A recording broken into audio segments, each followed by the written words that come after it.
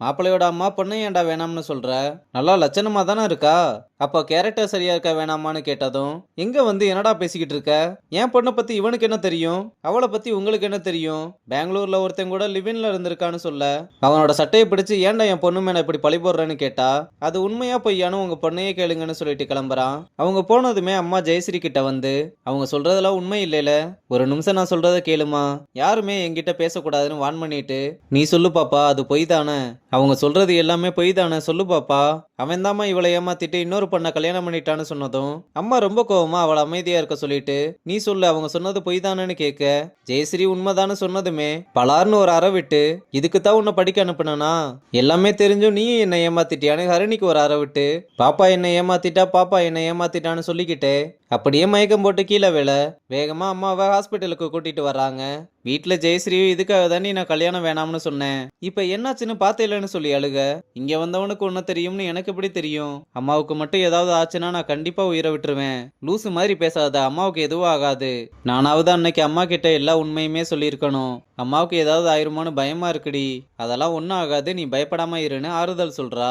இங்க டாக்டரும் அப்பா கிட்ட, அவங்க உடம்பு ரொம்ப வீக்கா இருந்திருக்கு, இந்த மாதிரி டைம்ல ஓவரா எமோஷன் ஆகக்கூடாது, அப்படி ஆகுற மாதிரி வீட்டுல எதுவும் நடந்துச்சா? வீட்டுல ஒரு சின்ன பிரச்சனை டாக்டர், திடீர்னு மயக்கம் போட்டு விழுந்துட்டா, அதுக்கப்புறம் இங்க கூட்டிட்டு வந்துட்டோம், என்னாச்சு? அவங்களுக்கு மைல்டு அட்டாக் வந்திருக்கு, பயப்படாதீங்க, இப்ப ஸ்டேபிள் ஆயிட்டாங்க, அவங்களுக்கு சின்ன பிளாக் இருக்கு, ஒரு 48 மணி நேரம் அப்சர்வேஷன்ல இருக்கட்டும், நார்மல் ஆயிட்டாங்கன்னா டிஸ்சார்ஜ் பண்ணிடலாம், இல்லனா ஆன்ஜியோ பண்ற மாதிரி இருக்கும்னு சொல்றாரு.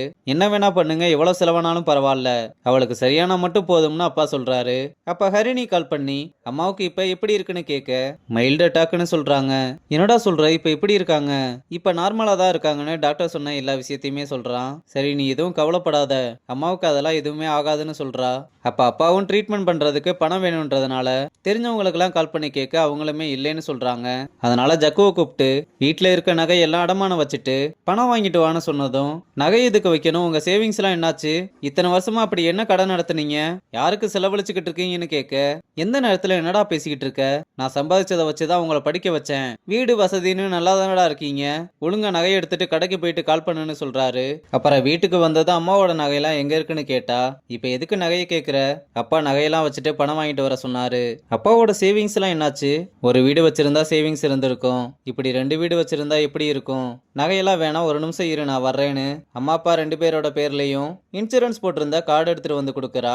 அப்பா தான் இப்படி பண்றாருன்னு பார்த்தா நீயும் அம்மாவை ஆட் பண்ணிட்டேல, டேய் அவ லவ் பண்ணது தப்பா, யார்கிட்டையும் சொல்லாம லிவின்ல இருந்திருக்கா, அவன் ஏமாத்திட்டு போனதுக்கு இவன் என்னடா பண்ணுவா, எவனோ ஒருத்தன் வந்து இவளை ஏமாத்துவான், கூடவே இருந்த ஒருத்தர் நம்மளை ஏமாத்துறாரு, என்ன ஃபேமிலியோ தெரியல, டேய் இப்படி நீயே அவளை ஹேட் பண்ணா இப்படி, இந்த மாதிரி டைம்ல தானே நம்ம அவளுக்கு சப்போர்ட்டா இருக்கணும். சரி நான் கிளம்புறேன், டேய் நானும் வரேன்டா, அம்மாவை பார்க்கணும் போல இருக்கு. இல்ல நீ போக வேணாம், அம்மாவுக்கு நல்லா உடம்பு சரியாகட்டும்னு சொல்லிட்டு நீ இருடா நானும் வரேன்னு ஹரிணி அவன் கூட சேர்ந்து கிளம்புறா. அப்புறம் பிரியன் ஜெயஸ்ரீக்கு கால் பண்ணி, எனக்கு வேலை கிடைச்சிருச்சு, இனிமேல் நீங்க வேலை தேடி அலைய வேணாம்னு சொல்ல, அவளும் அதுக்கு வாழ்த்துக்கள் சொல்லும் போது வாய்ஸ் டல்லா இருக்கதை கேட்டதும், எதுக்கு அழுகுறீங்க, என்னாச்சுன்னு கேட்குறான். நேரில் மீட் பண்ண முடியுமா, ஏங்க ஏதாச்சும் ப்ராப்ளமா, நீங்கள் நேரில் வாங்க நான் சொல்கிறேன்னு சொல்கிறா.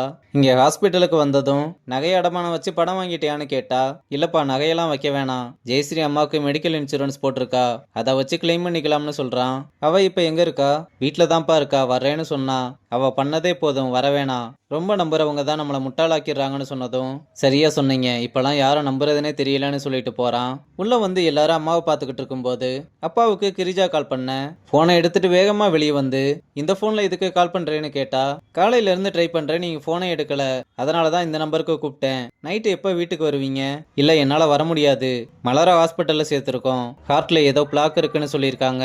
என்னங்க சொல்றீங்க, இப்ப எப்படி இருக்காங்க? ஆன்ஜியோ பண்ணி பார்த்தாதான் தெரியும்னு சொல்லியிருக்காங்க. எப்படி 2 நாள் ஆகும், என்னால வர முடியாதுன்னு சொல்றாரு. அதுக்கு கிரிஜாவும், இந்த நேரத்துல நீங்க அவங்க கூட தான் இருக்கணும், நீங்க எதுக்கும் கவலைப்படாதீங்க, அவங்களுக்கு சரியாயிரும்னு சொல்றாங்க. அப்ப அப்பா பின்னாடி திரும்பினதுமே, ஹரிணி யார் கூடப்பா பேசிக்கிட்டு இருந்தீங்கன்னு கேட்க, கடையில இருந்து கூப்பிட்டு இருந்தாங்கம்மா, அதான் 2 நாள் வர முடியாதுன்னு சொல்லிக்கிட்டு இருந்தேன்னு சமாளிக்கிறாரு. இங்க ஜெயஸ்ரீயும் பிரியனுக்காக ரொம்ப நேரம் வெயிட் பண்ணிக்கிட்டு இருக்க. அப்ப பிரியன் வந்ததுமே, ஏங்க லேட்டா வர்றீங்க, எவ்வளவு நேரம் வெயிட் பண்றதுன்னு கத்துறா.